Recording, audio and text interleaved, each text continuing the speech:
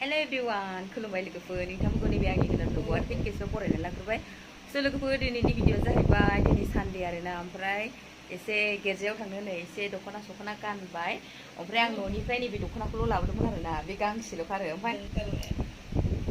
रावबो जेनेबा मा होनो मानसिफोर फैनायावबो बिहरफानो रोङासै आरोना ओमफ्राय आं दा बेखौनो गानबाय नै लोगोफोर माबायदि नुदों ओमफ्राय नै लोगोफोर आंना बोराया घरिबो बायना होदों आरोना मोजां ना लोगोफोर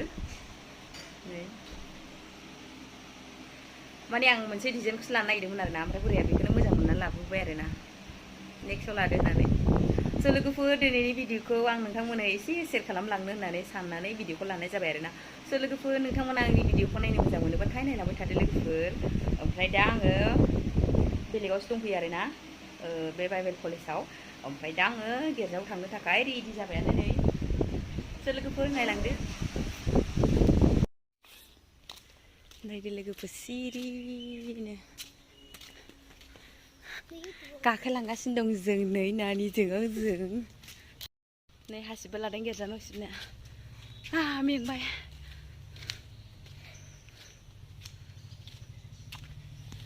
गबाय लोगोफोर नै हासिब लाबोलायदों आङो गरमाव लाजाला गिर्जा गखांनानै थाइजौ खाजि जाबाय आरोना फार्स्ट टाइम थाइजौ खाजि जाबाय जमानो आब'मोनबो बाजैमोनबोनो ओमफ्राय बानलुखौबो देनानै लाखाबाय आरोना लोगोफोर ओमफ्राय जानोसै आरोना गोथावनो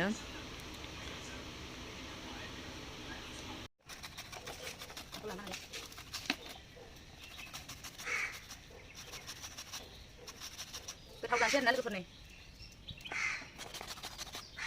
फार्स्ट टाइम आरोना लोगोफोर जाफेराखैमोन थाइजौ खाजि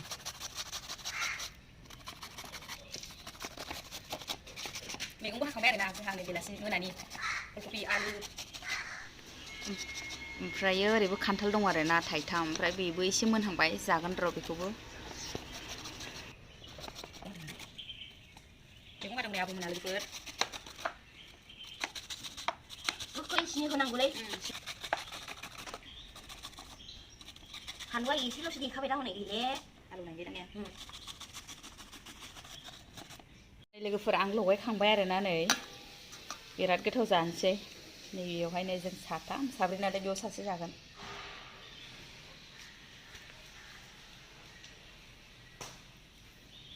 लोगोफोर जों थाइजौ जानोसै फार्स्ट टाइम आरोना लोगोफोर आं साखिनायनि र'